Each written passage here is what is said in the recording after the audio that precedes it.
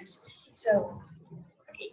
So for the house rules, first is please change your name to reflect your organization or the name of the business you represent, followed by your full name so that we can properly acknowledge you for the question and answer later on. And then kindly mute your mic when not speaking.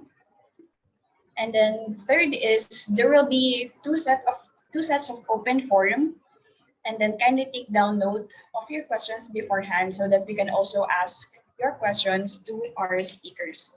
And then lastly, as I've said earlier, we are recording this webinar so that we can send you for your reference. And then you can also send this to your colleagues who might be interested in learning more about these initiatives as well as about the project. Okay, on the next slide, this is just an overview of what we'll be having this session. So we're really excited to have these staunch speakers and experts who will be discussing their topics later on. So first is we're going to have a message of support by the president of ERA, Ms. Mary Ann, and then followed by an introduction of the Transforming Tourism Value Chains project, to be discussed by our project officer, Ms. Andrea Go, and then it will be followed by a discussion or a presentation on the Glasgow Declaration, and we're happy to have Mr. Albert Magalang from Climate Change Division of DNR, and then after that, it will be followed by a presentation from Ms. Susan Santos de Cardenas from the Society of Sustainable Tourism and Development to be discussed on the topic of green destinations and good travel program. And after those set of speakers, we'll have a 10 to 15-minute question and answer portion together with the speakers, and then to be followed by a 5-minute break. And then for the second part of our program, we'll be having a video presentation from La Union Green Tourism Enterprise Program, and then to be followed by a presentation on the Green Choice Philippine Food Establishment criteria, and lastly, sharing of experiences of our partner restaurant from Cafe Veranda. So that's what we're going to have today. So I hope everyone is also excited on learning more about these topics and learning more about our speakers. Okay, on the next slide. Okay, so to welcome everyone to this very informative webinar, we have the message of support to be provided by Ms. Mary Ann De Roca Matiling. So with over 2 decades of experience in event management and corporate business development, Ms. Mary Ann currently sits as the president of Iloilo Hotels, Restaurants and Resorts Association Incorporated, or ERA. She also is one of the board of directors of the Philippine Chamber of Commerce and Industry, and one of the most dedicated person working on the tourism enterprise in Iloilo. So we're very much happy to welcome Ms. Mary Ann to give the message of support. Ms. Mary Ann, you can have the floor. Hello, hi everybody.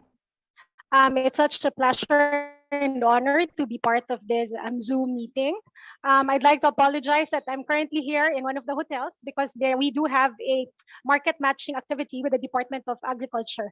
So moving forward, I'd like to welcome everyone here to the Zoom meeting. Thank you very much for participating. Let's work hard towards sustainable tourism. Of course, in the hotels, in the restaurant sector, what we do is we try to make sure that all of our end-to-end planning for sustainable tourism is being implemented. So we have been partnering with the Department of Tourism also. And like here today, the Department of Agriculture is trying to give us like a big briefing on the market matching, especially when sourcing our products. So for hotels and restaurants, we know that there are certain products that are being imported or even sourced in some other areas of the country. But here in Iloilo, we try to make sure that we support the MSMEs and of course the local farmers. So I hope that through this event and Zoom meeting, we will learn more and we will continue to work towards sustainable tourism. Thank you very much. Thank you, Ms. Anne. Again, thank you for taking the time po, despite your busy schedule, to provide the message of support to our participants. And we're happy to also hear that Iloilo is really working eagerly towards creating a more collaborative effort with the stakeholders and then sharing knowledge and awareness in its community. So thank you, Ms. Anne. Thank you for joining us. And I hope you can also stay for the other presentations earlier. Thank you, Ms. Anne. You're welcome. And yes, I will be staying, but I'll just turn off my camera and I maybe I'll be able to share also some of the activities we have here with the group. Leave it at that. Thank you. Thanks, Ms. Anne. Thank you po. Okay, so that's our message of support. So I hope everyone gets that inspiration from our from Miss Anne. Okay, so moving on our next segment, we have Miss Andrea Gok will be introducing the Transforming Tourism Value Chains project. So to give a brief background of Andy, Andy graduated with a Bachelor of Science in Management with a minor in Sustainability from the Ateneo Manila University in 2018. She was also trained as a climate reality leader under the Al Gore Foundation last July 2020. She is also a graduate of Zero Waste Academy of Mother Earth Foundation and Global Alliance for Incinerator Alternatives, or Gaia, in March 2021. So for almost 3 years working at PSAPSD as the project assistant and researcher under the Transforming Tourism Value Chains project, Andy focuses on the information, education, and communication campaigns and capacity building activities of the TVC project. So without further ado, please welcome Andy. Thank you, Kim, for that introduction. So most of you know that I've already nag-level up na sa project officer. Pero yeah, thank you for being with us here today. I'm just going to briefly set the tone of this webinar and once again present the project on what else we've been doing here for the past how many years. So yun, without further ado, I'd like to present the Transforming Tourism Value Chains project. So you can skip to the second slide, Nina. So as you all know, medyo mahaba yung pangalan namin, pero we've always called it the TVC project, or Transforming Tourism Value Chains in developing countries and small island developing states to accelerate more resource efficient, low carbon development. So this is taking place in 4 countries. So aside from the Philippines, we are also in Mauritius, Dominican Republic, St. Lucia. So that's 3 other countries. And we are focusing po talaga on transforming high resource tourism sectors into resource efficient low carbon operations. And we've been working, of course, we are implemented globally by the United Nations Environment Program. We work a lot, of course, with the Department of Tourism and our technical, and we are funded by the German government through their International Climate Initiative program. So our main goal really is to be able to reduce greenhouse gas emissions in the next slide and improve resource efficiency in these 3 key resource areas. So accommodations, meetings, incentives, conferences, or MICE businesses, and of course, cross-cutting their food and beverage establishments. So these are the 3 resource areas that we've identified because they usually tend to consume a lot of course, resources and have significant environmental impact. That's why we're working a lot with the hotels and resorts and other MICE businesses here in the Philippines to help them measure their impact. But more on how we're doing that in a bit. In the next slide, you'll see that we have a roadmap for sustainable tourism. So this is our master plan guide for everything that we're doing in the project. And this is also what we're encouraging the private sector to adopt in a way. Because these would really help to be able to reduce their impact. So aside from sustainable food value chains, sustainable events, we're also talking about beating pollution from the tourism sector. So we're talking about wastewater treatment, solid waste management, and of course, sustainable energy. So our roadmap, which we will be sending the link later on for those of you who are not familiar yet with the roadmap, each systemic solution or each pillar of this roadmap has its own actionable items that, of course, it's like a step-by-step process that the hotels and resorts can follow, I guess, or adopt into their operations. So we have a target of reducing GHG emissions by 30% by 2030, according to the roadmap, coupled with supporting targets from food waste management, from zero wastewater to sea, and of course, replacing non-renewable energy sources. So how exactly are we monitoring the progress of this roadmap? So again, we already have the solutions here in the roadmap. We already have the targets, but again, what about the data, right? So how are we monitoring this? So in the next slide, you will see that we have a resource efficiency tool that we would really like to emphasize or to share to the private sector, because what we're doing here in the project is to establish the national baseline for GHG emissions in the tourism industry. So this is covering from scopes 1 to 3 of emissions, which just means that it's directly and indirectly controlled sources of emissions that we want to monitor with the private businesses. So these indicators, aside from the commonly used indicators in the hotels and resorts, aside from energy and water, we also are monitoring wastewater. We're also monitoring the uncommon ones like solid waste, food purchases even, because we've found that significant yung environmental impact ng food purchases.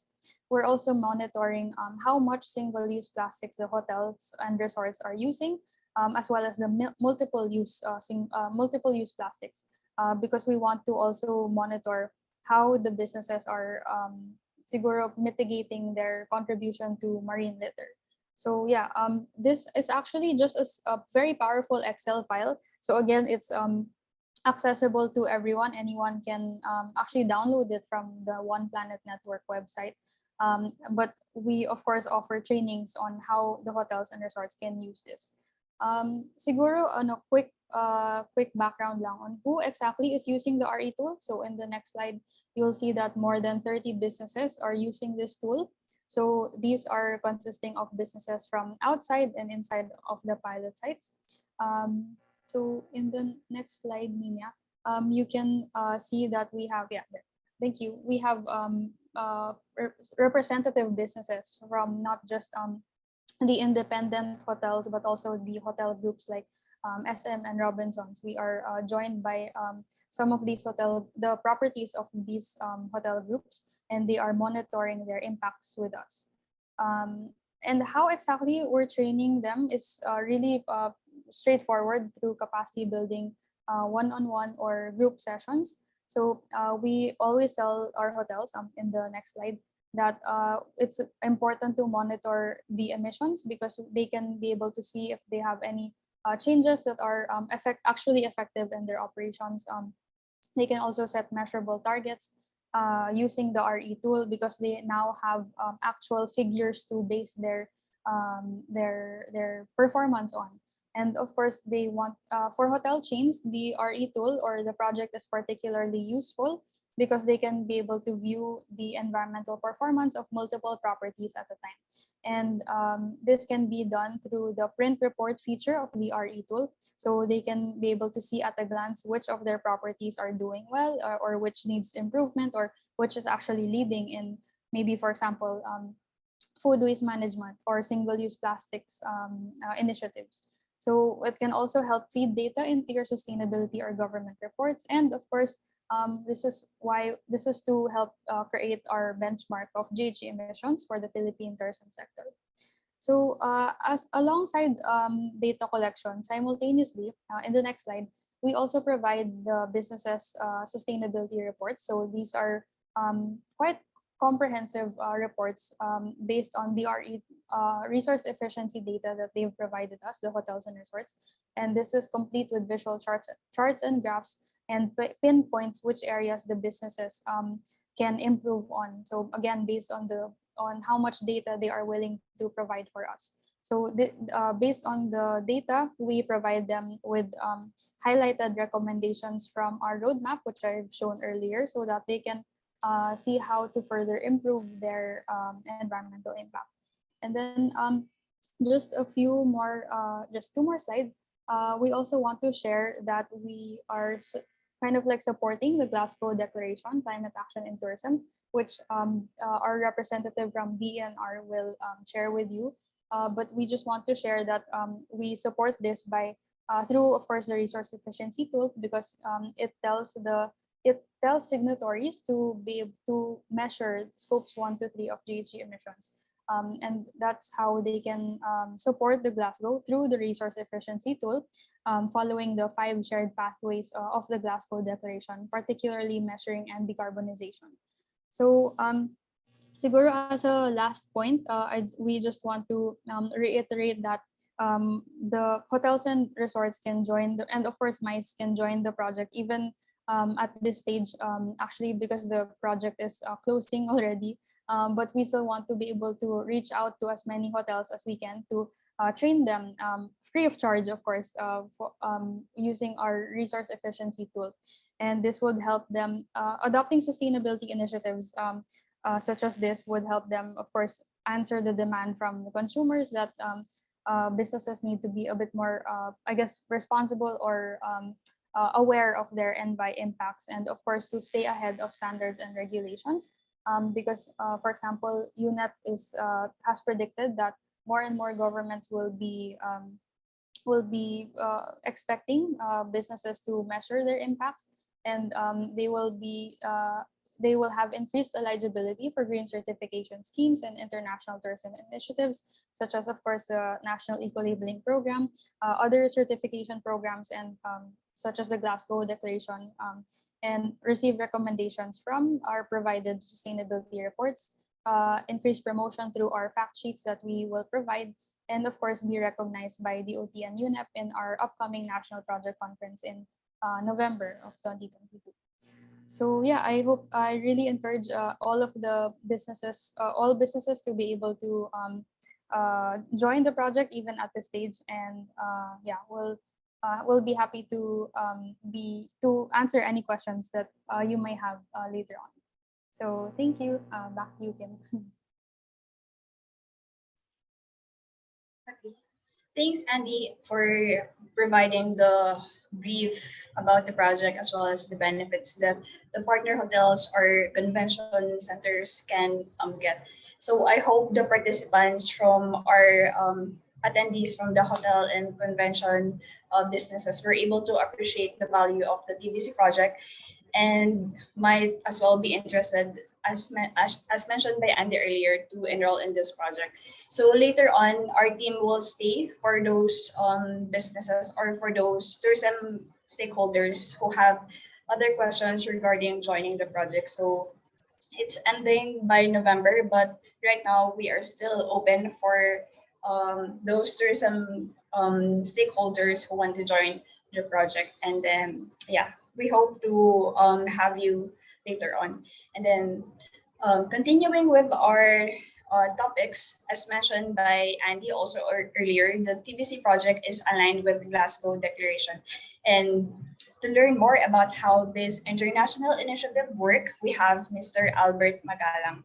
So Mr. Albert, we're really happy to have him today. So to provide a brief introduction, so he is a senior government technical expert in environment protection and management, particularly in climate change adaptation and mitigation, clean development mechanism, solid waste management, and environmental impact assessment, with more than 20 years of experience in policy formulation, standard setting, and guidelines program in preparation for national implementation. Currently, he is the head of the Climate Change Office of the Environment Management Bureau of the Department of Environment and Natural Resources. I've said this many times, Sir Albert, but we're really happy to have you here despite your busy schedule, and we hope to learn more about the Glasgow Declaration in your presentation. So over to you, Sir Albert. Yes, thank you so much, Kim, and a pleasant afternoon to all our participants who are with us this afternoon. And thank you, PSEPSD, and the Department of Tourism for extending this invitation to the DNR. So I will talk about briefly about the Glasgow Declaration on climate action in tourism. As we have known, I mean, those who have attended the COP26 in Glasgow last year, it was quite good to know that there were events on tourism around. I mean, on the side as side events in Glasgow last year. So we're also happy to know that some private companies and other entities have already was able to what you call this, forge their actions together in coming up with the Glasgow Declaration on Climate Action in Tourism. So on the next slide, I'd like to just to give you an initial information about the Glasgow Declaration. Is actually it's another action, collective action among different sectors that is intended to catalyze increased urgency on the need to accelerate climate action in tourism. So the tourism sector is joining the other sectors in catalyzing this urgent action, and also to secure strong actions and commitment to support a global goal. So the global goal is to have 50% emission reduction over the next decade. And it is also envisioned that there will be a net zero emission scenario as soon as possible, or even before 2050. So that's the overall target of the Glasgow Declaration in tourism. And we can only realize this if through scientific means. In fact, so there's always the observance of scientific method. Like, for example, there should be a common or standard measurement of the emission reduction or emission avoidance that have been undertaken by the private sector or by those who have joined the declaration. And of course, the overall target is really to decarbonize, to have decarbonization pathways in tourism, like, for example, through the application of emission reduction and emission avoidance measures, and also to regenerate, if it's possible, to look at resources that should be considered as a resource that should be that their circularity in making use of making use of these resources. Finance support is also important. In fact, that's the essence why that's the purpose why the developing countries would always be there, in order to also look for possible funding or assistance, or which we call sa mga natin, sa mga negotiators, the access to the means of implementation through finance, capacity building, technology development as well. And very important is the collaboration among parties and with other sectors. In fact, there's the Glasgow COP has really focused on how to ensure that there will be international collaboration among parties, among entities, and among other other sectors who were present at COP. On the next slide, so the question is about the signatories of the Glasgow Declaration. What are their obligations, or perhaps to some extent some commitment? In fact, we're already looking at over 450 signatories in the signatories to the declaration. So of course, as a signatory, there should be expression of commitment to be aligned. I mean, commitment or actions that should be aligned with the overall global commitment, which is to halve emissions by 2030, and also to reach that will lead us to the attainment of the net zero scenario as soon as possible, or before 2050. There should be climate action plans within 12 months from becoming a signatory, or there should be updating of existing plans and implementing them. I'm sure that the tourism industry has already, has already come up with a sample plan on this, a plan on how to achieve this target, and also as regards to the plans, the plan should be aligned with the 5 pathways of the declaration, which is to measure, to decarbonize, regenerate, collaborate, and also to provide finance. So this would all accelerate, and this should be accelerated and coordinated action within the sector. There's also the commitment to report publicly on an annual basis. Like for us, even countries are also being obliged to submit national communications and even reports, so that the world can really keep track of the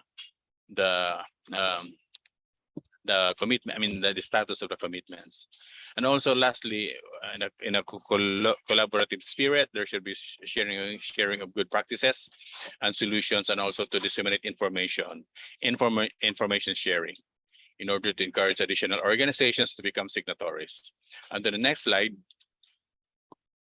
Okay, so how is this relevant to the Philippines' climate ambitions, or our commitment under the Paris Agreement through our nationally determined contribution? So we have committed, the Philippines has committed to a projected emissions reduction and avoidance of 75%, 2.71% of the total emission would be an unconditional, meaning this will be our efforts, or based on, as supported by national budgets, regular budgets, will also be reported. So this would represent 2.71% of the total emission commitment, and the 72.29 would be conditional, means that we can only realize this or achieve this if there would be support from the developing countries.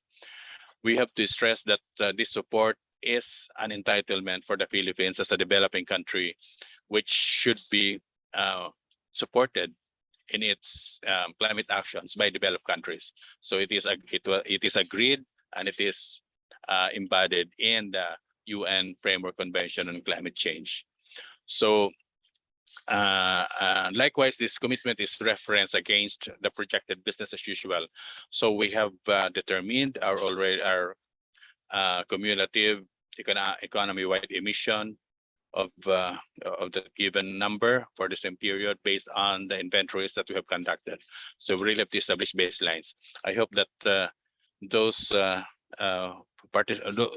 companies or establishments who will be participating in the global declaration should also establish their baselines. And on the next slide, which I think is the last slide, and then the question is about how can tourism businesses be supported. So we, as a member or as a signatory, there will always be information that will be shared with them about climate initiatives and approaches that could be replicated by establishments. And also the Glasgow Declaration will facilitate cooperation between governments, local organizations, and businesses. So this is actually captured in the Glasgow climate pact, wherein cooperation among multi-stakeholders have been emphasized as one of the decisions of the Glasgow Climate Pact.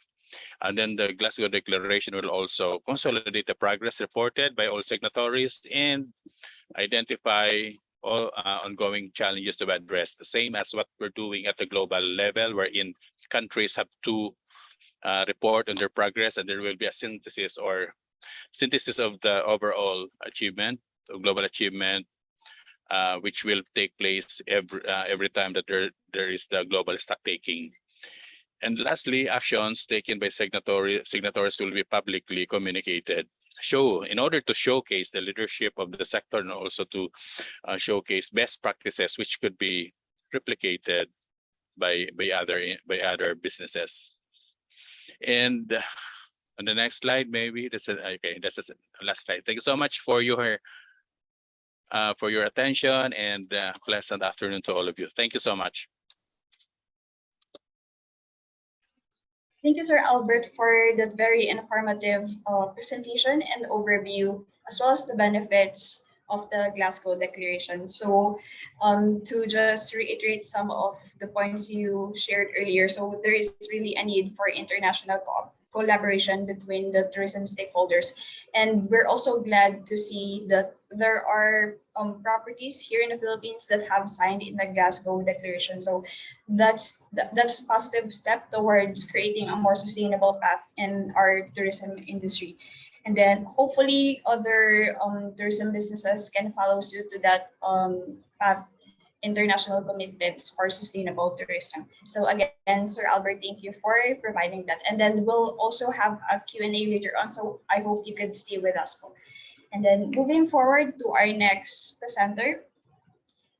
Okay, like before we move forward, may I just ask, how is everyone doing? How is the webinar so far? If we can have like a thumbs up or hearts to see how you are all appreciating this webinar. So like hearts, thumbs up, anyone, any expression at all. How are you doing right now? Okay, that's great. Great to see. Great to see that everyone's still with us in this webinar. And then moving forward, so in terms of international initiatives in tourism and sustainability in the tourism sector, we also have here with us Ms. Susan Santos de Cardenas, a sustainable tourism pioneer advocate specializing in green destinations and hospitality development and management, awards and certification program with community social responsibility at grassroots application, a staunch innovator, resource person, and keynote speaker in sustainable tourism training and capacity building to include ecotourism, community-based, and agri-tourism. Ms. Susan is the President and CEO of Society for Sustainable Tourism and Development Incorporated. She was also a consultant and advisor for the local government units in the Philippines and currently advising national, regional, and community-based organizations in East and Southeast Asia. So that's very international and global to have you, Ms. Susan.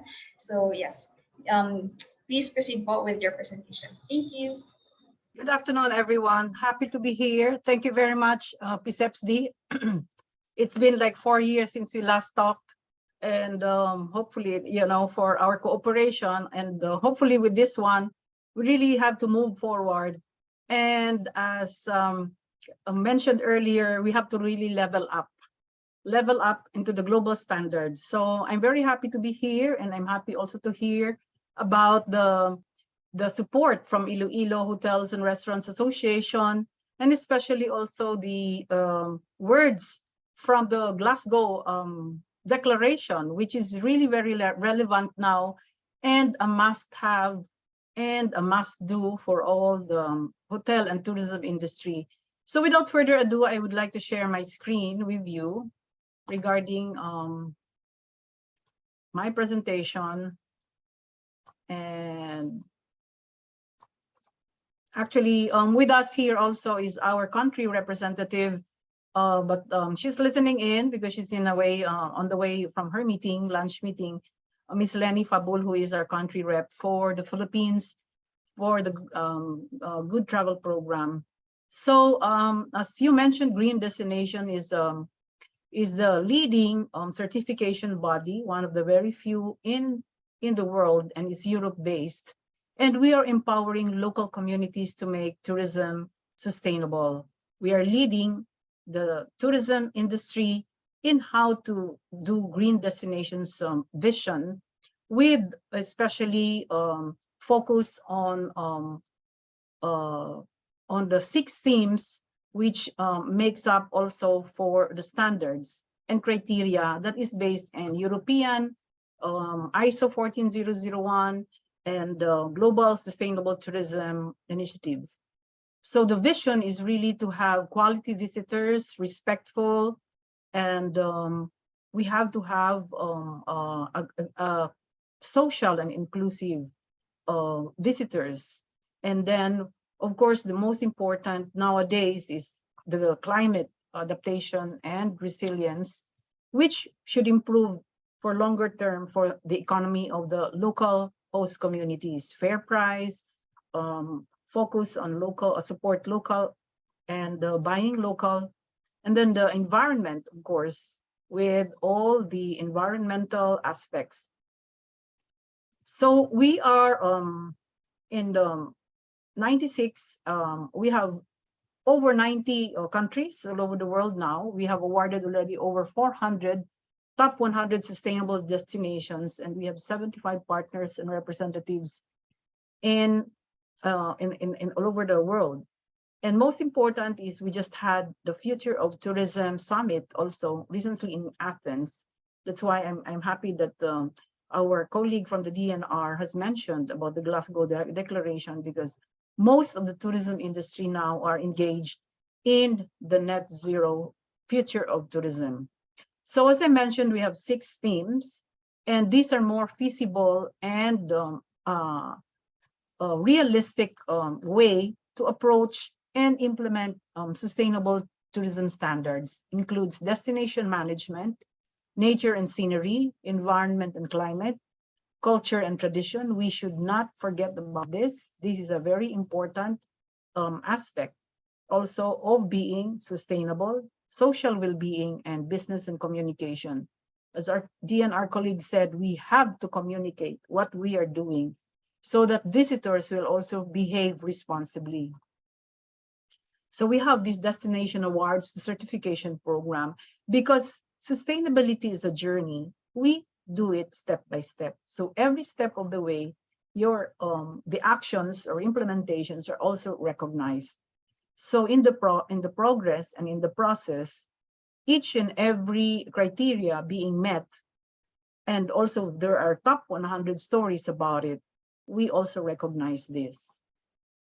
This is also applicable to this, and of course meet all the sustainable development goals that had been in our DNA, so to speak, for sustainability. The sustainable development goals are met in each and every theme. So the process is really simple. We start with the submission of registration of destination, and then there's the assessment and reporting, and then there is the sustainability management is right away established with the self-reporting and technical checks, and of course the certification process. The benefits are that the recognition is worldwide, global. Promotion is also international. We have several platforms that are partners with us, together with a Good Travel Guide, the Top 100, and the ITB Awards in Berlin, and is now extended to Fitur in Madrid. And as I said, we have 97 partners all over the world. So here in Southeast Asia, we already have several countries adapting to this Green Destination Awards certification program. Case in point is Thailand. Sent 11 of their staff and officers to Netherlands to be trained under green destinations because they want to be certified. You might be asking why the need for certification. It's because there has to be continuity, and certification process is not overnight. It's a continuous process. One by one, you implement the sustainability practices. You engaged all the community and also the staff and each and every one, including the visitors themselves. So this is a step-by-step process. It's a journey, and therefore the only way to assure its continuity is to have the certifications to the very end. So as I said, there's in Thailand, they already established that 6 of their designated areas for sustainable tourism will undergo certification, as well as the community-based. In Indonesia, we're also tackling and dealing with the Ministry of Tourism, wherein right now they're training tourism villages. These are small, the smallest government unit for Indonesia, the tourism villages. And they also have the 10 priority destinations, the new Bali, as they call it, which they want to be sustainable, adhering to global sustainable tourism standards, and be certified. So as I said, there we have this top 100 competition yearly, which it will inspire all the others to do the same. And we are in partnership with the Future of Tourism Coalition, because this is very important, especially on the Glasgow Declaration implementation. So we have a lot of inspiring stories. This is not just based on research or development of some other case studies. This is the fact that has been happening with all our partners, with all the awardees, and we have good practice stories for each and every criteria to inspire them. So municipalities, towns, islands, regions, protected areas, and even cities are awarded on this. And as I said, it's all inspired by their good practice story, and people and communities and LGUs can be inspired by this with the 6 categories and themes, as I earlier mentioned. Here in the Philippines, I'm very happy that within the, as soon as I arrived last March, I was able to encourage 2 local government units from my home province, Negros Occidental. Bago City and Sagay City right away enrolled in the top 100, and they were able to meet the minimum criteria. In Japan, it took them 5 years to really, absorb all these principles and practices, but right away they were able to nominate 15. So we have these international partners, and the most important is the Future of Tourism, which is all about climate adaptation and climate change practices that we have to adhere for the tourism industry. So what is the Good Travel Program? This one is for businesses, hotels, resorts, any business, small and medium enterprises. And I'm happy that PSEPSD had been doing all their initiatives for the hotel and tourism industry businesses. However, we have to, as they said in this seminar, the webinar, level up. We have to move forward for certification. Why? Again, we have to ensure continuity of the program. It's not just for this year or next year, but rather long-term, and it becomes part of the operations, sustainable operations of a tourism or establishment or hotel or resort. So we have the tools, we have the online platform, we have the training, and we have the capacity building in order for hotels and resorts and the whole tourism industry to do their part and adheres to the global standards. They are transparent, feasible, affordable for all business types, including small businesses, DMOs, or even tour guides, activity providers, tour operators. Soon we will also have our training for tour operators. They need to be sustainable too. We cannot exclude them because they are major players in the tourism industry. So what we offer, we have the Good Travel Scan, which is the first step. This is just a minimum of 10 universal criteria, especially made for SMEs. Easy, feasible, as I said, practical, and each and every criteria has good practice story to inspire on how to implement or how to comply with the standards.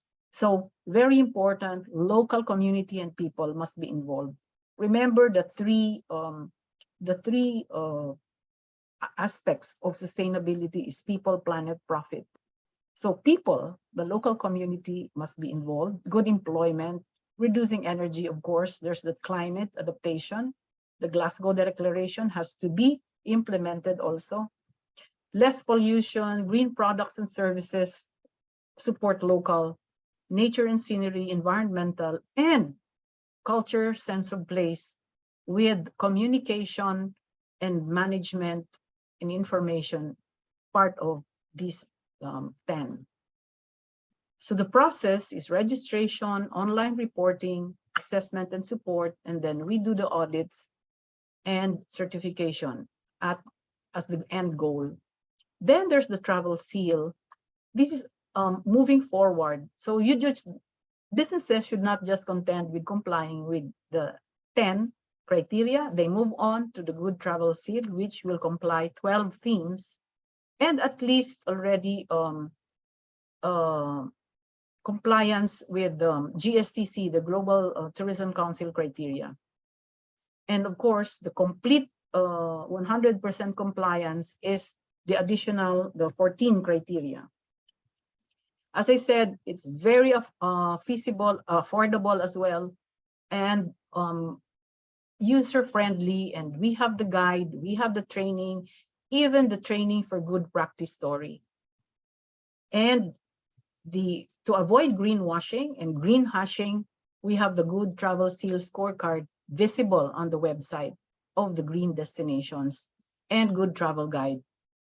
As this is visible and as this is verified, this is also picked up by our partners. The benefits include, of course, you attract green tourists, happy guests, of course, higher ratings. We prepare for the future. This is the Glasgow Declaration, including reducing footprint. And then we have to communicate the actions. All our actions must be communicated so that we also encourage responsible travelers. And there's due diligence. So there is no getting around it. There's always verifying and checking of all the implementations by our auditors. As I said, the benefits include the international recognition and includes also a partnership with Booking.com. Google, we're in partnership with Google, and if you Google sustainable or green hotels, the results will most likely show the results that we have in our green destinations because they're already verified, they're already certified by us. And aside from that, we're also partners with Sustainable First, where businesses can showcase their efforts. And then the hotels listed will be in the ecohotels.com. And for cities and communities, there's the 2030 portal. The Good Travel Promotion Guide, we show in the map the countries that are already showcased. And of course, the businesses are also highlighted in the Good Travel Guide. There's always a highlight every so often and recommended destinations. This is picked up by all the other portals as well, travel portals.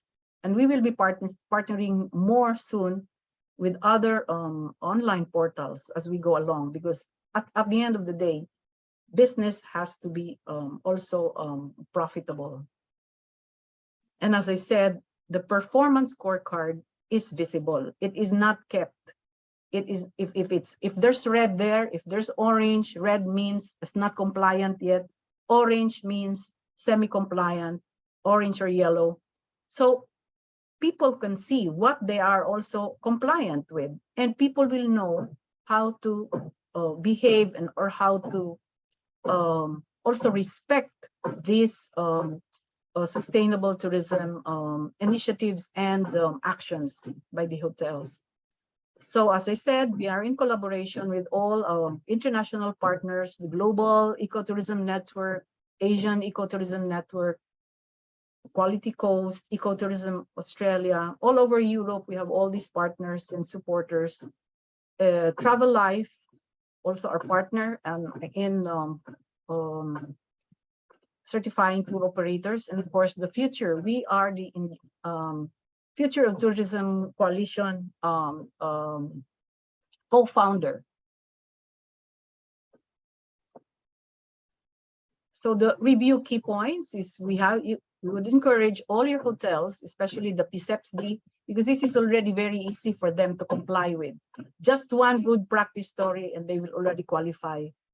And then join us in the top 100 or in the Good Travel program start with the small steps, partnership with private stakeholders, and engaged all the businesses, as I said, with a good travel program. We have to emphasize authenticity and unique qualities, and we have to practice target marketing, quality, and longer stay visitors, plus community engagement for community buy-in, support local and promote local. So here in the Philippines, we have Miss Lenny Fabul, our country representative for the Good Travel Program, who's now available to consult with and to advise on how we can proceed to have this recognition. And we have the Good Travel Festival. It's a recognition for all the good practice stories also of all the hotels and all the resorts and all the tourism businesses, dive shops, even restaurants, even coffee shops, souvenir shops, tour guides, tour operators for the Good Travel Festival, which is a good practice story competition. So thank you very much for giving me time to talk about this, and we hope we can partner more with PSEPSD in their continuing programs to educate and to build capacity in our hotel and tourism industry to be sustainable and for good. Okay. Thank you, Ms. Susan, for providing that very informative as well as very knowledgeable key points in terms of the sustainability for our tourism sector. It's really nice to see them. I mean, we've talked yesterday, and as in the point perspective of the project, it's really amazing to see such wonderful initiatives. And then I remember you saying that there is also the people, culture, and community aspect, which some sustainability initiatives don't really focus on. So I think that's a really great point. And then based din po on the TBC project, we have seen a lot of hotels, resorts, restaurants who really aim to be more sustainable in terms of their operations. But one of the gaps there is the availability of tools, the availability of funding, and other knowledge and awareness that they have. So by bringing those gaps together and you providing that kind of information, I think those hotels who really want to become more sustainable has that access already to that. So we're really happy to have you here. And I hope our partner hotels and our attendees here are already Googling, learning more about this initiative. And I hope you guys can also communicate with the team of Ms. Susan to learn more about their program. So again, thank you, Ms. Susan, for being with us today. Welcome. So Lenny, as I said, Lenny Fabul, I have already given her Yes, contacts. And she will be coaching also. And we are here, in fact, with our team also in the Society for Sustainable Tourism. We have our full team also with Green Destinations for the training and capacity building, as well as our inspiring good practice stories from all over the world that can help, implement and also not only implement, but included already in the daily operations of our partner hotels, resorts, restaurants, and the tourism industry in general. Thank you, Ms. Susan. And then right now we're proceeding with the Q&A portion. So may I ask Nina to pin our speakers? But I've been informed that Sir Albert won't be joining us in this session since he is also in another meeting. But for those who wants to ask Sir Albert questions, you can type it in and then we can send it to him and then inform you about his feedbacks, whatnot in the next or after this session. So yeah. So for this Q&A, we have Ms. Susan and Andy. So anyone is open, or this is open for questions to anyone who is in this meeting. But first of all, I'd like to open the discussion and ask Ms. Susan, in your experience, what are the skill sets or capacities that the tourism businesses in the Philippines or even abroad need training on the most? Well, first of all, we have, as you said earlier, as Andy also mentioned, we have all those global standards available as our guide and the criteria. It's for free. You can download it. And also in our websites, we also have all this information that you can, orient yourselves with. And then all those members or your members also and then your proponents at BICEPSD, I don't think that this is strange enough, strange already for them. Everybody's talking about this, but we have the tools for implementation. All you have to do is register, and then we set up the training. It's a one-on-one training with tutorials on our online platform and reporting. So and then most of all, it's affordable. So we have really made it affordable, especially for Southeast Asia. And I had been requesting Europe to consider, the economic situation here, especially as we are just recovering. And but we really also have to improve our operations. Kumbaga, we should already, this is part of the operations. This should be nothing new. Saving water, saving energy. I mean, this is not new. It's even more profitable for the business if they do recycling, or, solid waste management. We have good practice stories, as I said, that they can also check research on this. It's visible on the website. Then they can start the steps. Most important is that each hotel or resort or restaurant, they must have some kind of a team, because it cannot be done by one person alone. They must, but still there should also be like a sustainability coordinator. So those are the first steps. That's really great to hear po. And then I think a lot of the tourism businesses are also, I guess, focusing on the recovery and the financial part of their operations. But with what we have right now, I think integrating sustainability at the core of its business is really important. As you've said earlier po, sustainability is maybe not just an action, but it also enhances the efficiency in terms of resource use, and other modes of operations that they have. So yes, thank you for providing that key insight po.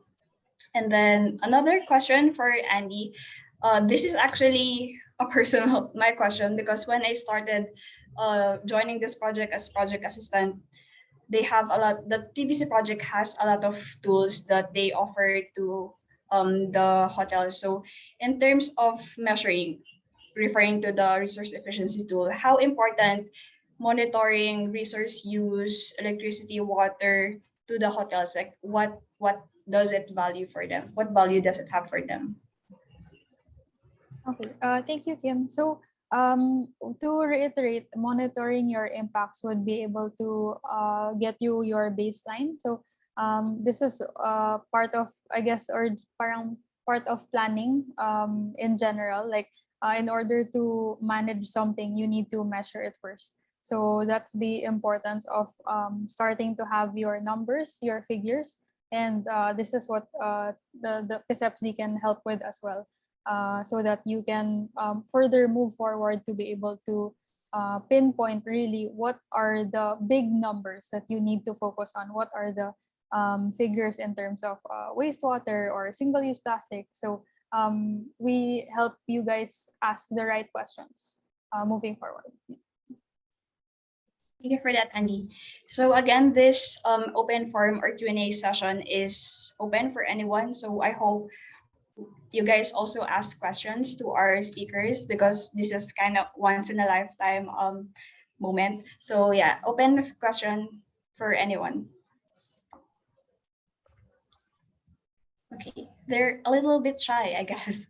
So I would just like to continue a question for Ms. Susan.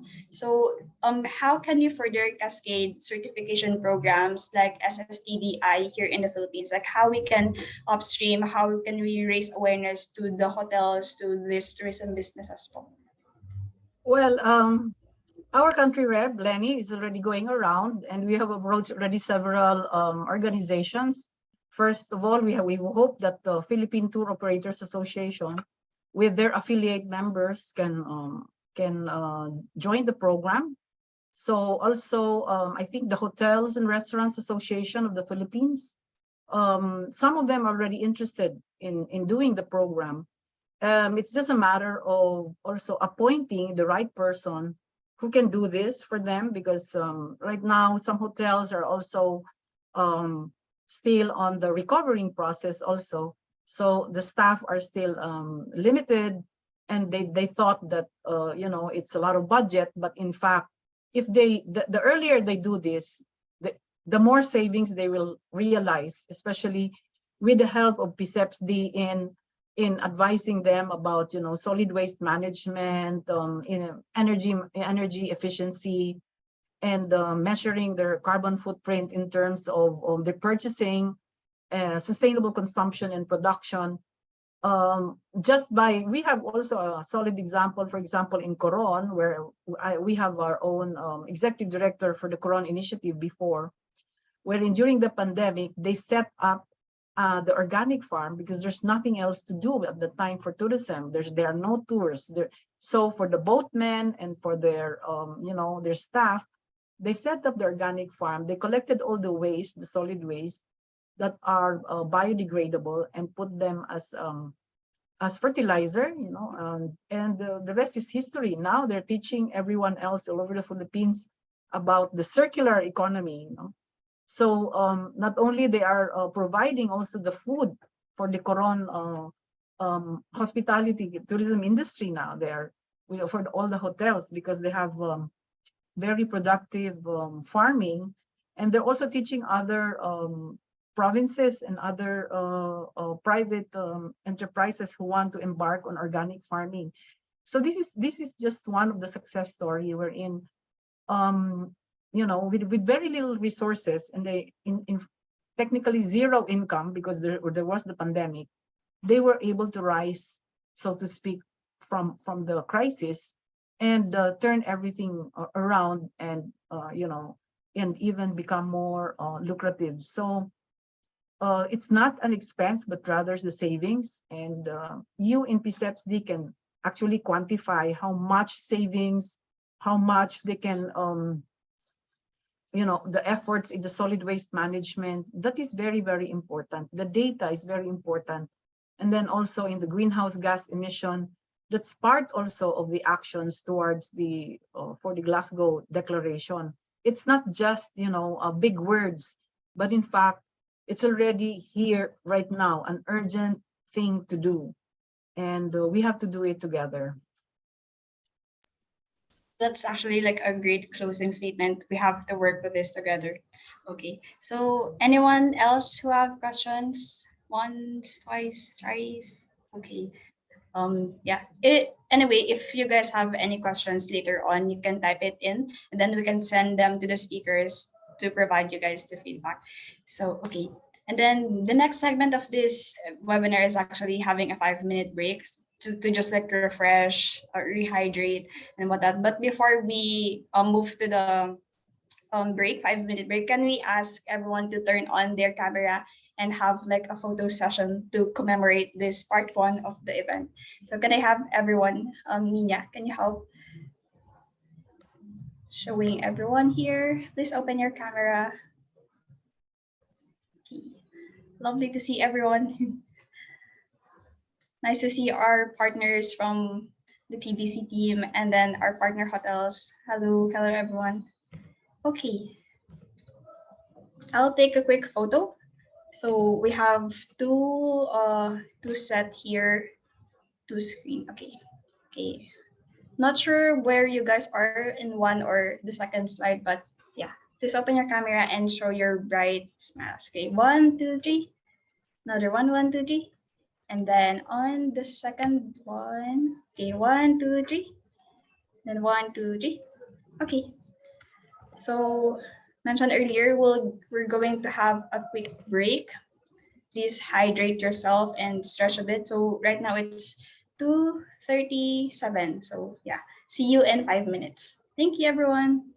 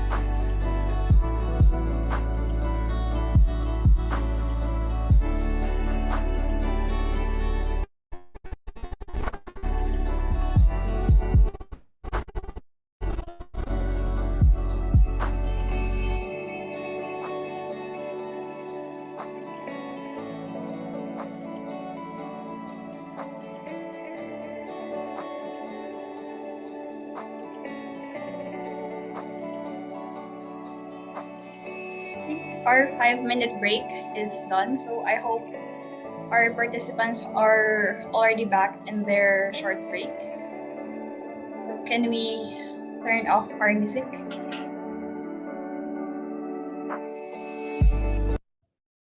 Okay. So moving forward with our program, although we're still in time. Next, we have a presentation on sustainable consumption and production in terms of our tourism enterprises. So there are key 2 points. So we have the La Union Green Tourism Enterprise Program, and the second part is the Green Choice criteria for food service establishment and sharing of experiences in terms of certification with Cafe Veranda. So right now, it's sad to say that we don't have the representative from the La Union Tourism Office, since they also have an equally important meeting to attend, but they provided us with a short video that talks about this Green Tourism Enterprise Program.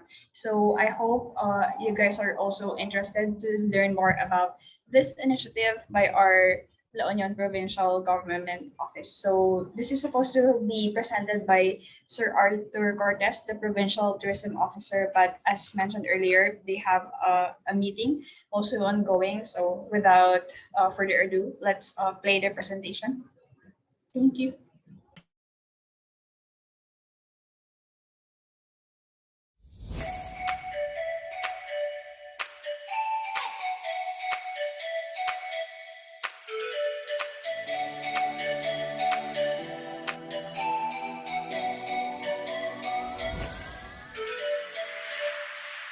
La Union investors are investing in the future and Mother Nature.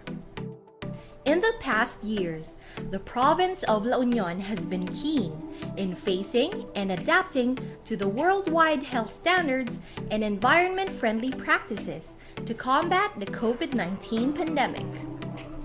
The business industry was not spared, most especially tourism businesses. To recognize the efforts and support of tourism stakeholders in this battle, the provincial government of La Union aims to elevate safety standards and accelerate the recovery of the tourism industry in the province through the Green Tourism Enterprises Program. The program awards the Bougainvillea Seal to local business owners who provided measures in ensuring safety of all their visitors, clients, and workers. This program aims to regain tourists' trust and confidence to travel to La Union. One of the objectives of Green Tourism Enterprises Program is to elevate safety standards and increase the level of travel confidence to La Union. That is why in our program criteria, we have looked into the level of compliance of our tourism enterprises as to our minimum health standards criteria. So with COVID-19 still lurking around us, we believe that health and safety is still a priority. That's why it's very important to look into the compliance and of course the initiatives that our establishments have been doing to promote health and safe travel in La Union. For the Green Tourism Enterprises Program, the establishment operations were assessed in terms of their environmental compliance and sustainability initiatives, such as the waste management program, particularly their implementation of the 3 Rs. So reduce, reuse, and recycling innovations, segregation at source, and proper sanitation. Ensure proper handling, storage, and treatment, as well as disposal of chemicals were also assessed, including their efforts in promoting the reduction of water and energy consumption are also weighed up. Other climate change mitigation and adaptation strategies like promoting air quality management, biodiversity, and conservation measures were also assessed. So overall, this initiative provides recognition to our environment-friendly establishments. This is also similar to the search for the cleanest safest, and greenest program in the province.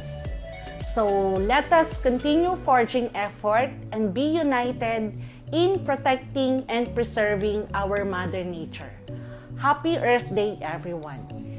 These tourism enterprises have implemented strict health and safety measures in compliance with the minimum health standards, additional innovative solutions, and green practices to safeguard the environment.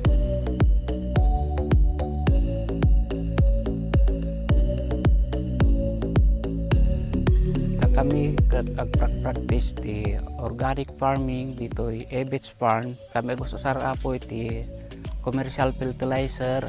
Tios usara milang ket organic fertilizer akas ti vermicast kan manure ti pag-spray mit ket fermented plant juice kan fruit juice. Jay takitinuang ket ikargami ti drum law kami ti danom ferment mi ti 7 days anto iso ti substitute mi nga pagabuno kadagiti mulmula mi. Kaya pag-spray mi nga fruit juice dagiti bunga ti prutas isumot iti alam mi nga i-ferment mi iti 7 days isumot ti substitute na pag-spray mi iti insecticide ti mula mi. As a business owner, everybody has their share to protect environment, especially kailangan din na tumulong lahat na businessman in securing magandang environment para ma-lessen din yung mga garbage sa mga dump site. I started 2005 but I started in my composting about 2010 which maganda naman. We produce our own, some of our vegetables like sili or patola or yung mga pandan leaves which we can use it for our restaurant. Tayo mga businessman, kailangan din natin ng obligations. It's not the marketing, business, or profit. We should also give our shares on environmental. Alam mo, maliit na bagay, pero kung sa dami natin nagkakaisa, we give our own share.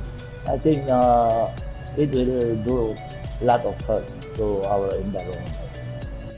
As we transition to the new normal, the provincial government of La Union continues to call for individual efforts to unite towards a holistic, stronger La Union. If you are a local business owner, you may join for the next validation for the Green Tourism Enterprises Program 2022. Together in La Union, let us choose Kalikasan Naman.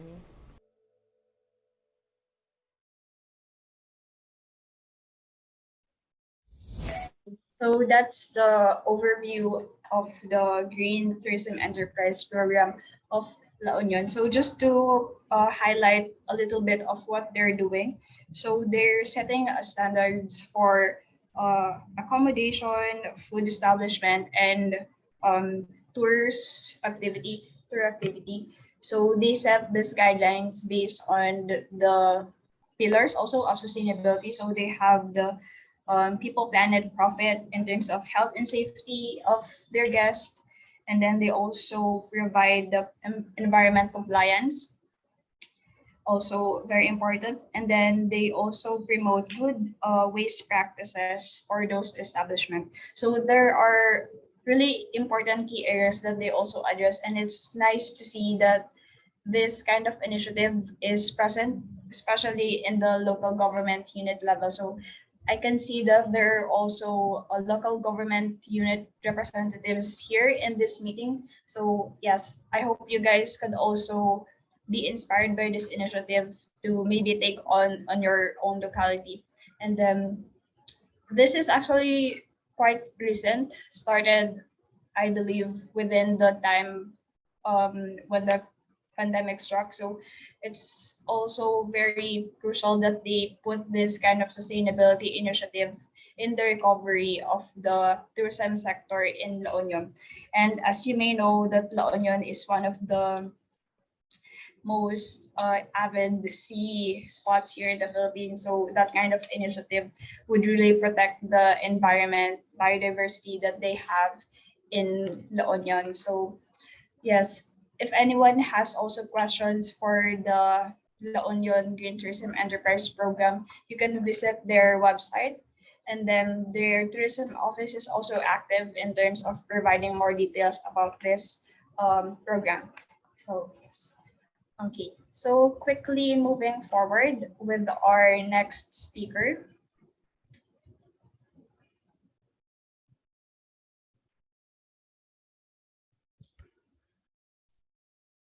Okay, so next we have one of our program, or actually the program that we have in Philippines, in PSAPSD, Green Choice Philippines. So this topic will be about certifying restaurants and food services with Green Choice Philippines. So here we have Ms. Michelle Lapis. She is the research assistant for the National Eco-Labeling Program, Green Choice Philippines, or NELP-GSP.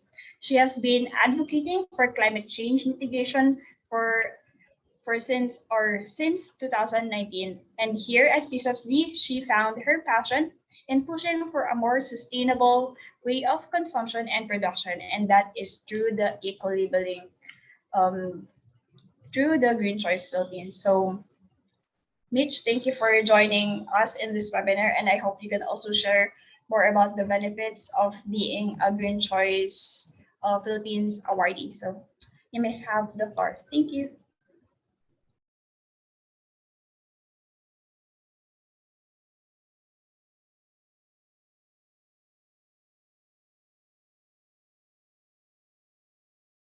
Ayan, magandang hapon po sa lahat, no? Mag-i-set up ko lang po yung screen ko.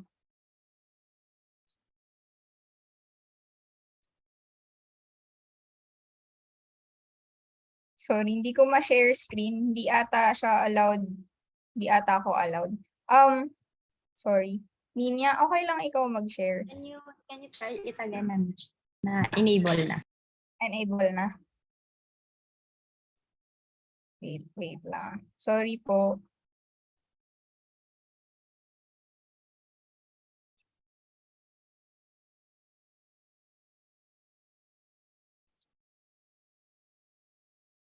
Ayaw talaga. Sige, send mo na lang sa akin. Ay.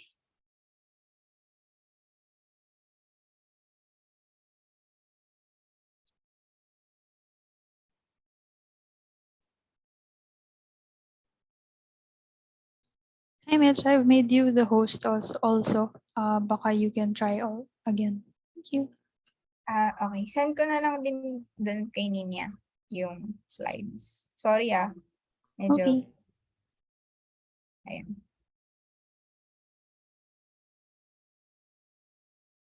Shared na, Ninya, dun sa ano. Sorry.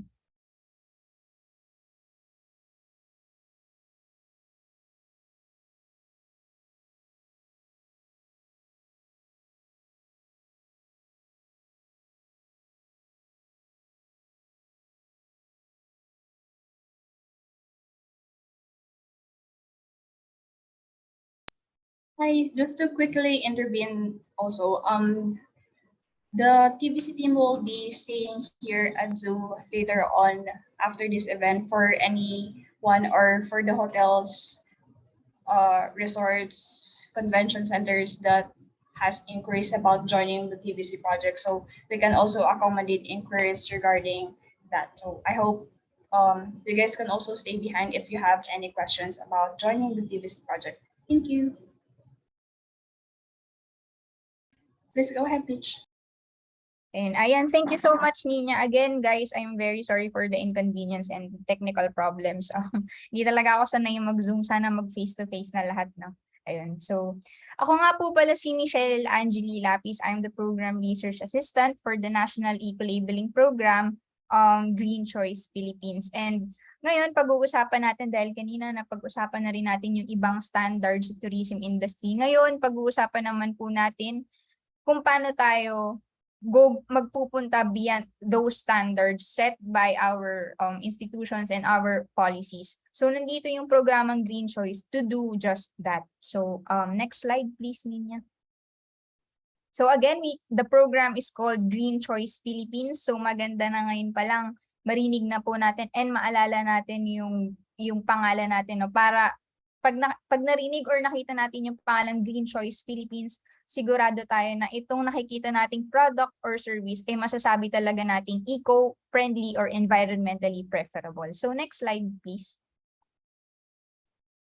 So the program is voluntary. It's third-party certification. It's a type 1 eco-label, meaning this is guided by the principles of ISO 14024 or type 1 eco-labeling. This is also life cycle. It considers life cycle, meaning from its inception to its disposal. Ibig sabihin kung paano ginawa hanggang sa paano natin i-dispose yung bagay.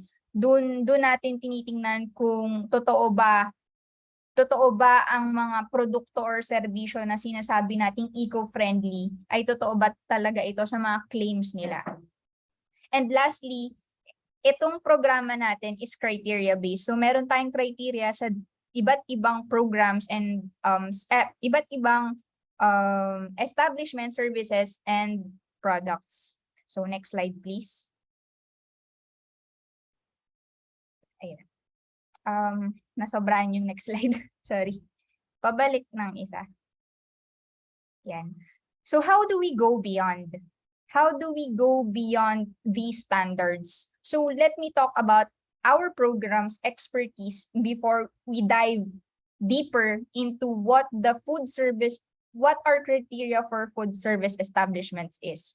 So una, ang expertise ng ating programa is criteria development, and this is based on mass demand for a product or service and is done through multi-stakeholder participation. So, yun nga, isa sa mga, kumbaga, checklist para masabi isa kang eco-friendly or environmentally preferable products or service ay nagbabase tayo sa criteria. So, nagde-develop tayo ng criteria based sa demand ng ating community or ng ating bansa. So, pangalawa is yung certification. Of course, we certify products or different manufacturers or different services if talaga bang eco-friendly sila. Masasabi natin na they are eco-friendly or they are going beyond the standard. And we also do this through different advocacy and promotions through conferences, symposiums, and exhibits. Ang magandang example nito as yung tinatawag naming Kalikasan GP3 or yung Kalikasan, Green Productivity, Green Purchasing Towards Green Philippines. So yan po yung mga expertise ng ating programa. So next slide, please. Dahil nakita natin yung rising demand talaga, no, for food service establishments, especially sa tourism sector, the program decided to upgrade one of its criteria last 2019, and this is the criteria for food service establishment. And this was done towards the country's road to sustainable consumption and production following the principle of Sustainable Development Goal number 12, which is responsible consumption and production. So, yun yung nakitang solusyon ni GCP or ng ating program para mapunan yung mga emissions, greenhouse gas emissions, and mabawasan yung carbon footprint ng ating food sector establishment industry or hotel industry. Ayan. So, let us go deeper naman. Let us dive deeper sa ating mismong criteria for food service establishment, or we call it GCP criteria for food service establishment or FSEs.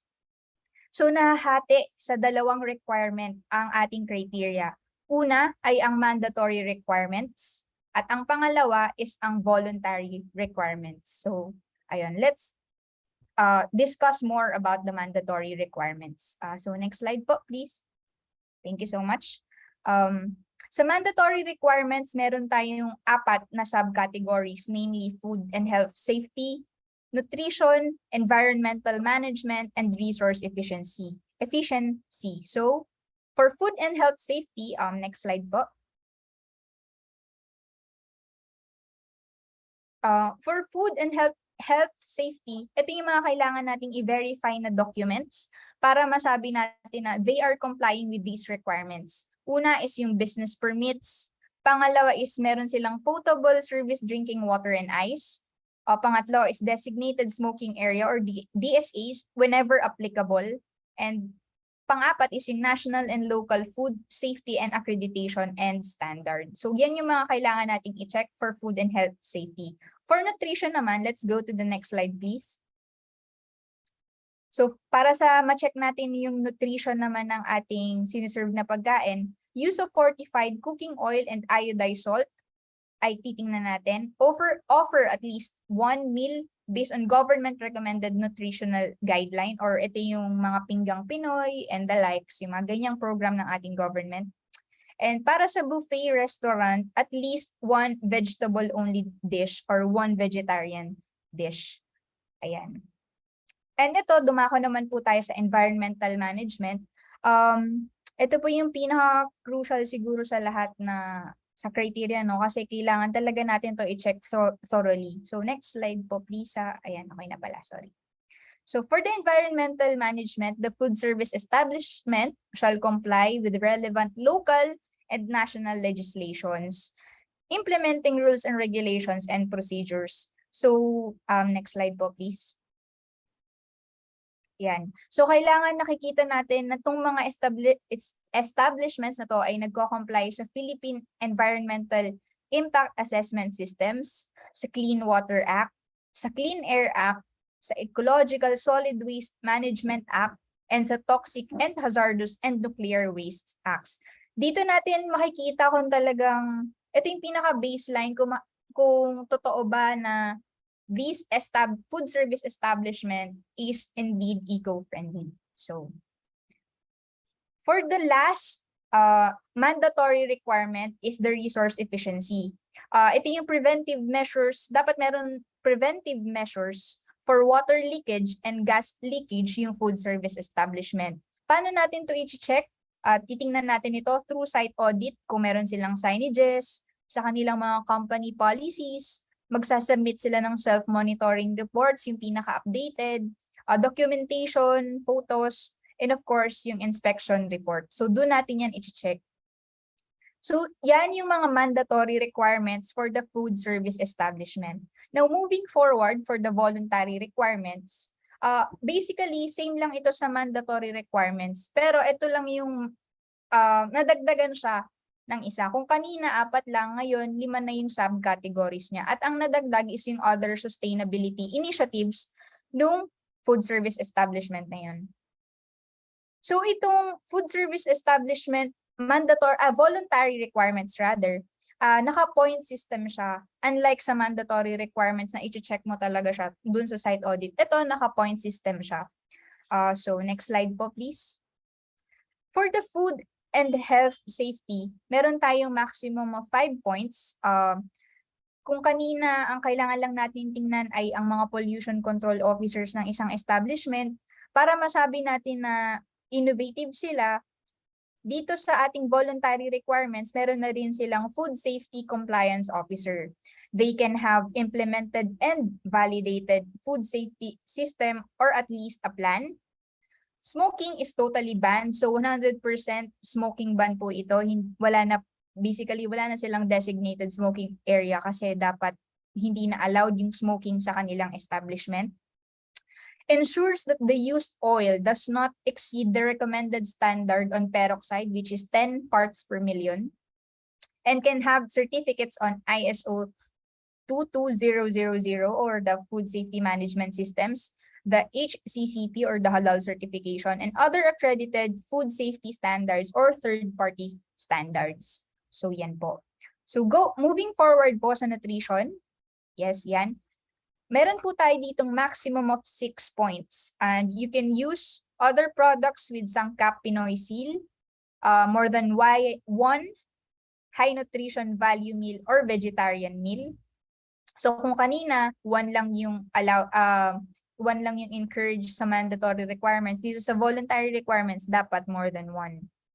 And provides nutritional information on some menu items, government recommended nutritional standard such as Sangkap Pinoy, again, employs a nutritionist, dietitian, or consults a nutritionist, dietitian, whichever applicable, and offers a modified menu items. Meaning, pwede kang mag-request ng less salt yung ganitong food, or pwede mong i-require if diabetic ka na no sugar, or alternative sweetener yung gamitin nila, things like that.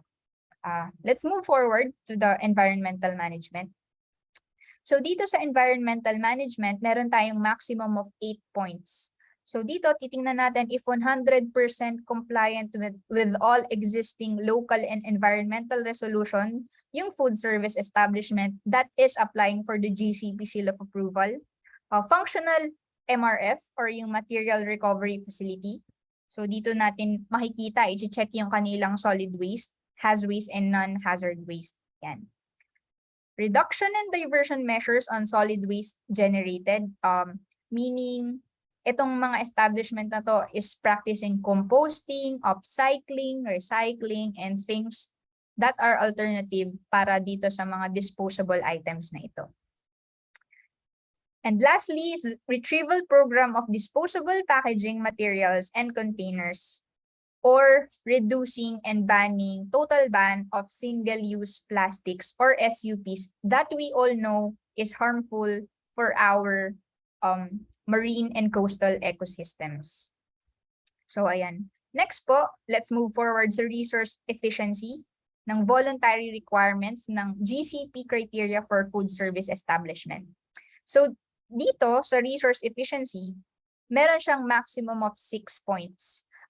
Makikita natin dito na dapat ang FSE implemented an energy or water management plan, has energy saving policies and water saving policies, has a service vehicle, and dapat po itong vehicle na ito is well maintained, regularly siyang maintain, has an alternative mode of delivery systems except dun sa ating service vehicle, and has a policy on local sourcing of at least 3 ingredients. So dito makikita natin na pinahalagahan natin yung nabanggit kanina ng ating speaker on kahalagahan ng culture and local community when it comes to tourism. Kasi when we support this small scale businesses, we support our community and we make our establishment more sustainable. So ayan. And ito naman yung special subcategory for the voluntary requirements for this criteria, the other sustainability initiatives. And ito ay may maximum of 5 points. Makikita natin na dapat merong green procurement program yung food service establishment na nag-a-apply for the GCP seal of approval. On GHG emissions, they must have policies to measure, monitor, and reduce GHG emissions from all sources controlled by the business. So makikita rin natin na sa presentation kanina ng ating project officer na si Miss Andy, kaya natin itong i-measure through the RE tool. So ayan. So napakagandang project indeed nitong TBC. So next is implements reduction measures of their total greenhouse gas emissions. Now that we measure na yung greenhouse gas emission ng ating establishment, magkakaroon tayo dapat ng reduction measures of their local GHG emissions. Sabi nga nila, nakirinig ko palagi sa kanila, what is measurable is can be maintained or can be mitigated. Ayan. Continuous education and capacity building. So mahalaga na maintindihan din ng other employees or ng ating stakeholders sa ating mga businesses yung kahalagahan ng ating ginagawa para mas, kumbaga, word of mouth, ma-share nila ito sa iba pang mga tao. So yan yung mga voluntary and mandatory requirements for the GCP criteria for food establishment. So next slide po, please. Ayan. So makikita natin na certified ka na if all mandatory requirements are complied with, ibig sabihin yung food and health safety, nutrition, environmental management, and resource efficiency, upon site audit or site verification na nakita namin na you are complying with, check na po yun. So pwede ka nang masabi na certified. And at least 60% of the innovative performance indicators are complied with. Meaning, these innovative performance indicators, ito pong ating mga voluntary requirements. So at least, meron tayong passing grade na 60%. Kumbaga, nung college tayo, nakatres na tayo. Ayan. Yan yung mga kailangan nating makita para masabing tayo ay certified na for a Green Choice Philippines Seal of Approval. Next slide, please. Meron tayong different levels, of course, of FSE. Naka-level ito from 1 to 5. So basically, para siyang scoring system, since pointing system yung ginagamit natin to measure yung kanilang sustainability effort. So for the FSE level 1, dapat ang score nila is 60 to 69%. Kapag FSE level 2 naman, dapat 70 to 79%. Kapag level 3, dapat meron kang 80 to 89%. Kapag naman level 4, meron kang 90 to 95%. And of course, kapag level 5, naabot mo yung kumbaga yung pinakauno na grade for this standard, which is yung 96 to 100% na grade for our innovative food service establishment. So, ayan. Ayan po yung mga scoring system natin sa ating food service establishment criteria. Now, why do we get that? Bakit may need na makuha natin yung Green Choice Seal of Approval? Why get that Green Choice Seal of Approval? First, as we can market our service or product as green product without greenwashing. Yung ma-avoid natin yung greenwashing kasi marami talagang nagi-greenwashing sa ating industriya. Na masabi mo na eco-friendly ito, but in reality, they're just using it to market their product as something green. Kasi meron tayong increasing demand for eco-friendly or environmentally preferable products. More consumers are being environmentally conscious sa kanilang mga kumbaga mga binibiling mga bagay, mga kino-consume na services. Meron tayong increasing market demand for that, and we have to grab that opportunity. Para yung mission and vision towards sustainability natin as a manufacturer or as a company ay maisabuhay natin talaga. Na hindi lang by word tayo sinasabi natin na sustainable, but by practice, nagagawa talaga natin siya.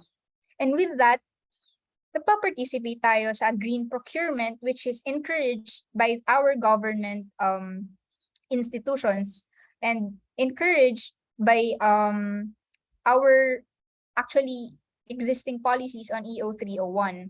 So meron tayong participation on green procurement, public man or private.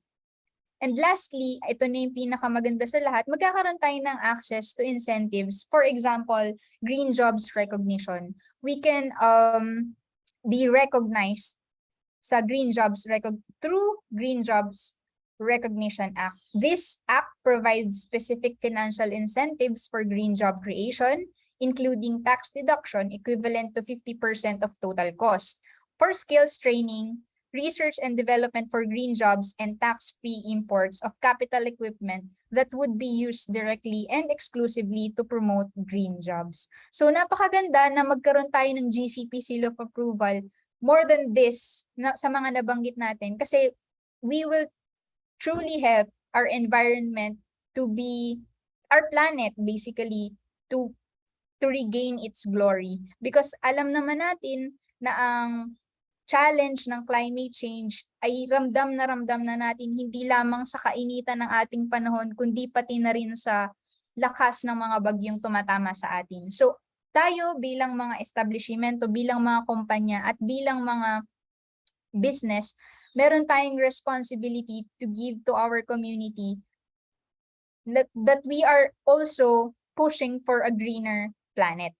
So yan yung mga dahilan kung ba't kailangan nating kumuha ng Green Choice Philippines Seal of Approval. And next slide, please. Ayan. So guys, don't forget always kapag bibili kayo ng products or titingin kayo sa mga food service establishments, always look for this seal, the Green Choice Philippines Seal. So yun ang ating official hashtag para sa ating program, #always check the seal. So last slide, please, Miss Nina. Ayan, so that ends our presentation for the Green Choice Philippines program and the food service establishment criteria. Thank you very much. Sana may napulot po kayong information sa mga nabanggit ko. And for inquiries, don't hesitate to contact us at Green Choice Philippines at pisepsd.org.ph.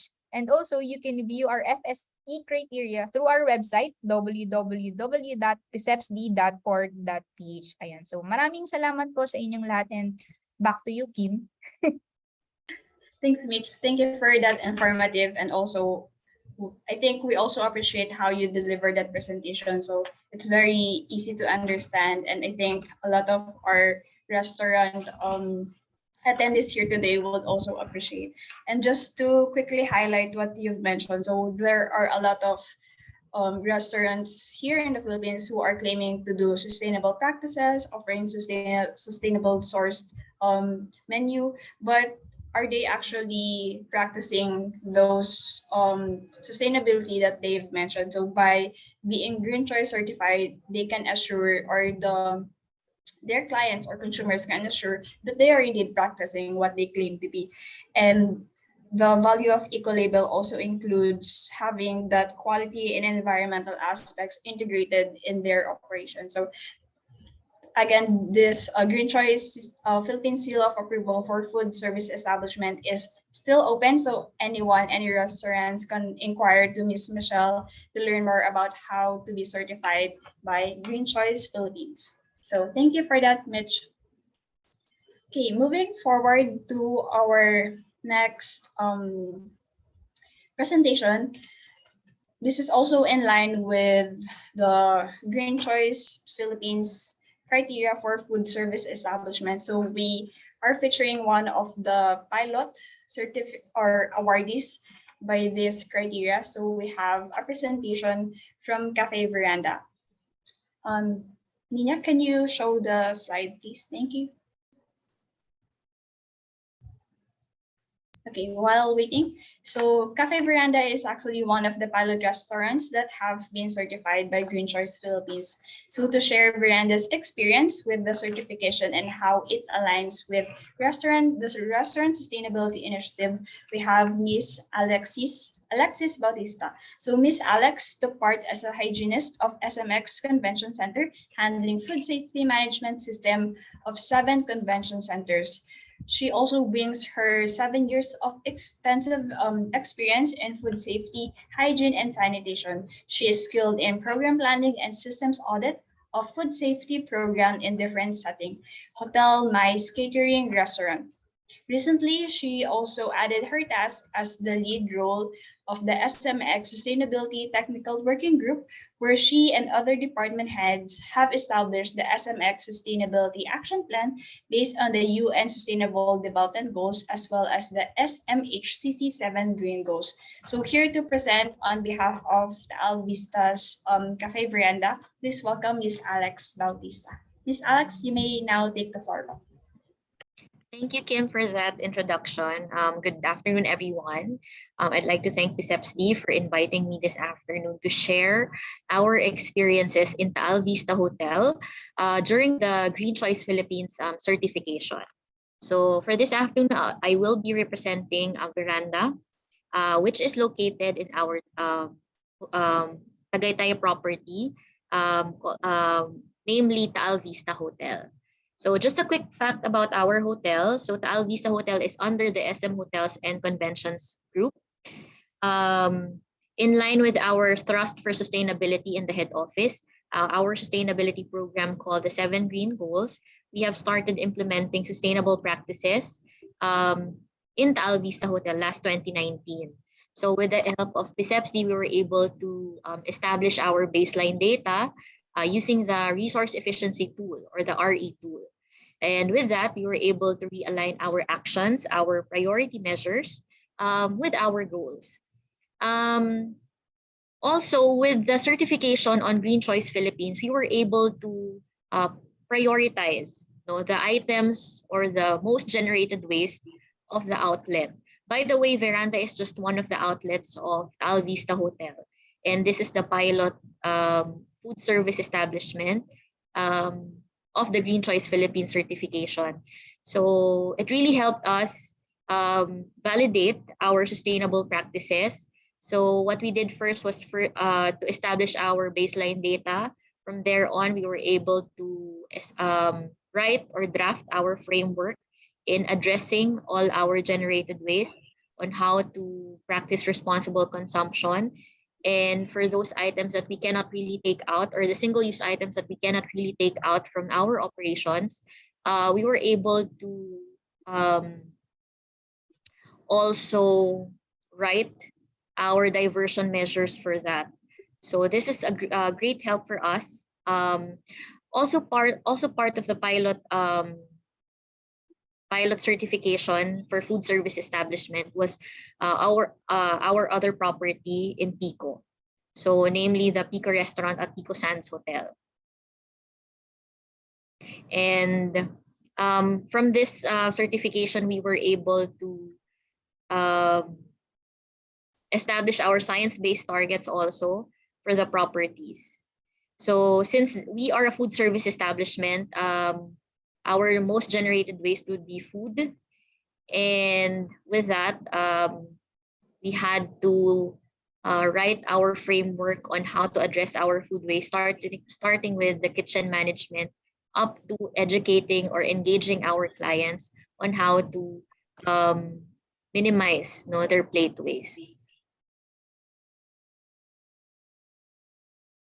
So I think that's it for me. Thank you, Kim, for that segment. Thank you, Ms. Alex, for sharing the experiences of Cafe Veranda in terms of being certified by Green Choice Philippines. And then we will now move on to our short Q&A. So I hope Ms. Alex and Mitch can also join us on here. Can you also highlight this? Nina, thank you.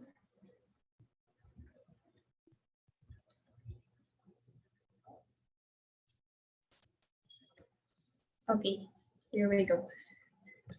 So again, to our participants, this open forum or this Q&A is open for everyone. So kindly type in if you have any inquiries about our speakers. But just to get this discussion going, so I'd like to first ask let's start with Miss Michelle.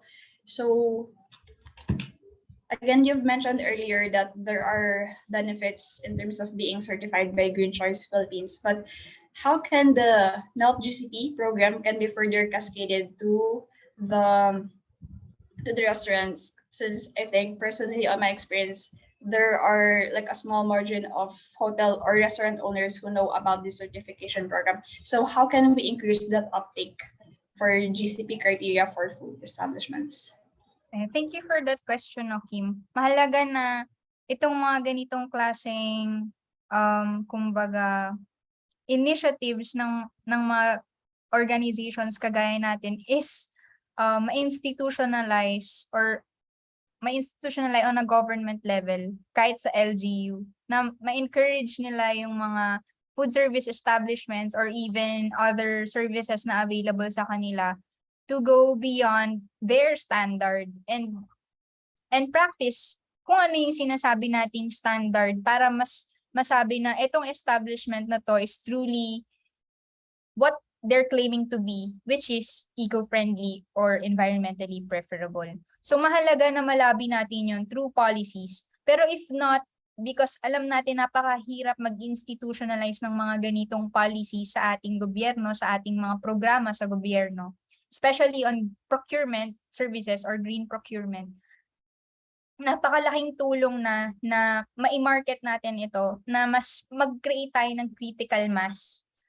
Kumbaga, sa consumer level na pag hinanap nila tong seal na ito, masasabi talaga nila na eco-friendly or true to its claim yung sinasabi ng mga establishment or product na ito. So mahalaga na magkaroon din tayo ng critical mass demand for the Green Choice Seal of Approval. And magagawa natin yun through word of mouth, of course. Yun yung pinakamagandang form of marketing natin. And of course, ma-maximize natin yung platforms na meron tayo ngayon.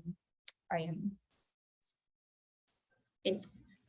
Yes, thank you for that, Mitch. So moving on to Miss Alex. So in terms of Cafe Veranda, what are the best practices po you can share that Cafe Veranda has been doing to support its sustainability commitments? Okay. So actually we have started our vegetable garden even before the pandemic happened. But because of the lockdowns, we had to close it down. Right now, we have revived it already, and part of our items in the a la carte menu as well as buffet are actually from our own vegetable garden, in which we grow several herbs, items for our cold section. And also our newest project is offering it to our guests, so they can pick their own vegetables and they can have our kitchen team prepare it for them. So that's also part of our client engagement, so that we can also show them our sustainable practices in the property, as well as encourage them to minimize the food waste. Kasi here you can show them saan nanggagaling, no? And paano siya i-process. So that really helped us also. Thank you, Miss Alex. So I think it's also critical to also share that experience with your guests and clients, because I think they will appreciate your commitment to sustainability even more by being part of that experience. Okay, so there's actually one question from our participant or from our registrant, dedicated, I guess, for GCP. So what would be some specific areas or field that would be the best to conduct research? So I guess it will relate in terms of eco-labeling. So in terms of research. Mitch, thank you. In terms of research, kung makikita natin yung FSE criteria natin or yung other criteria natin, heavily scientific talaga siya.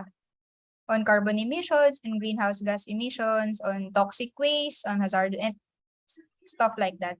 Pero I think personally, the gap is yung nabanggit din kanina ni Miss Susan, kung tama ba ako, yung kahalagahan ng culture and local communities natin when it comes sa tourism industry, na siguro kailangan din nating pagtuunan ng pansin sa research kung ano ba yung mga benefit na nakukuha sa atin ng local community at yung benefit na makukuha natin sa kanila in the long run when we're talking about sustainability.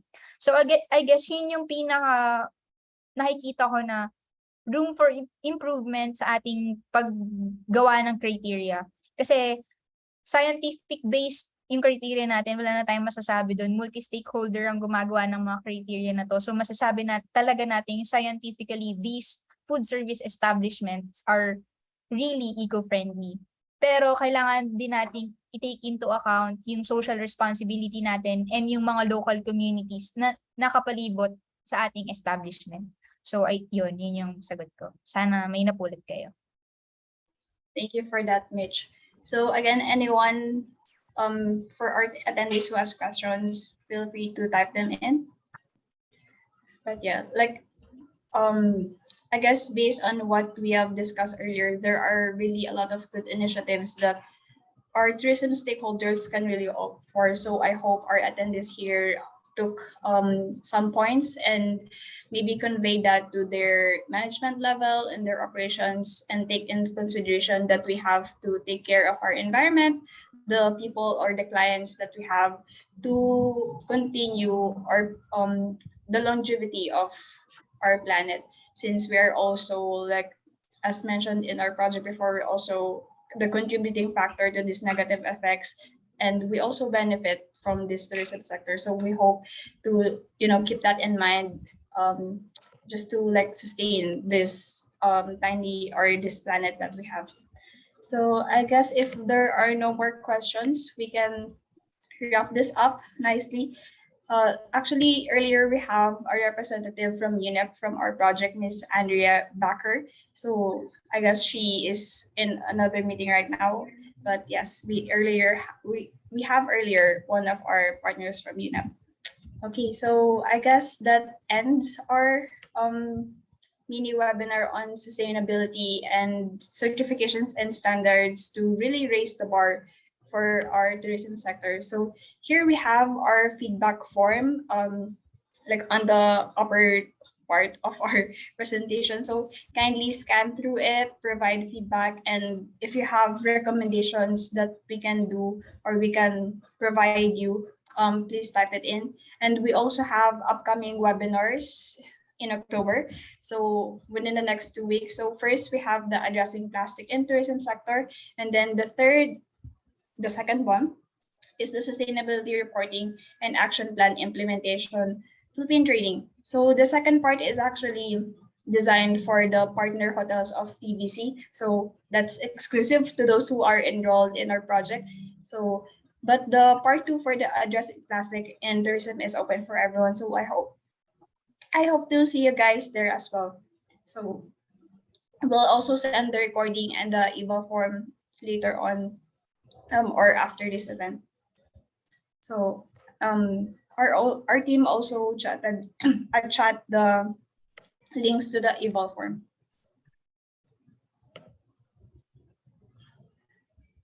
Okay, and then to those who are still here, I would like to officially announce that the project will be conducting a closing event on November 8th to 9th. So after, I guess, 5 years of being implemented here in the Philippines, the United Nations Environment Program, the Department of Tourism, and the implementing agency Philippine Center for Environmental Protection and Sustainable Development will be conducting the culminating activity of the Transforming Tourism Value Chains project. So this one is also open for our tourism stakeholders. So if you want to join, participate live and virtually, you may register through our QR link here, and then we'll provide you more details about the event in our Facebook page. So make sure to also like our TVC Facebook page to learn more about the project and to be updated with what's coming ahead in the remaining few months of the project. Yes, Paul, it's free, free for everyone. So I hope you will see you everyone, especially our partner resorts, hotels, and restaurants we have right now. Okay, so yes, I guess that's it. That's all the time that we have today. So for more information, if you have inquiries, if you want to ask something, please just send us an email, and then we'll always available for anyone who needs assistance. Okay, so yes, for anyone also who would like to learn more or ask any questions regarding joining the project, we still have time. We can provide you around 5 minutes to ask any questions. So yeah. For those who have meetings or have any agendas, you are free to leave this meeting po. And then for those hotels who are interested to learn more about the project, our project officer, Miss Andy, is very welcome to any inquiries. Okay, thank you. Thank you, everyone. Thank you, Sir Noel. Thank you, everyone. Have a good rest of the afternoon. Thank you. Thank you, Sir Carlo. Thank you. Thank you so much. Thank you.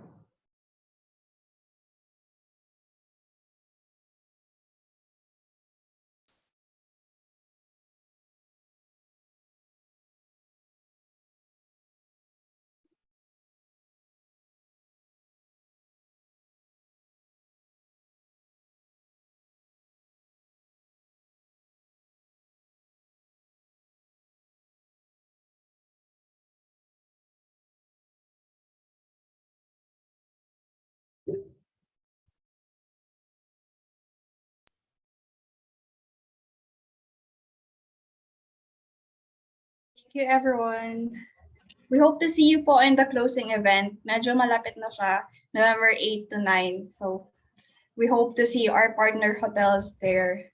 Like especially for the original team po, like bihira lang po magkita physically. So we hope to have that kind of community, live community that we have for the closing event.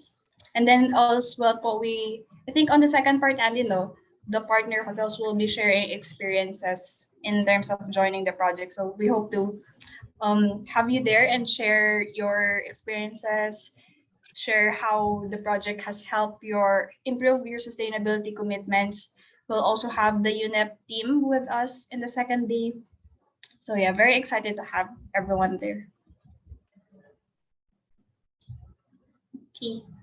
So this meeting po will officially close by 3:40. So anyone with questions regarding joining the project, you still have time po. Or you can also email us and in our Facebook page.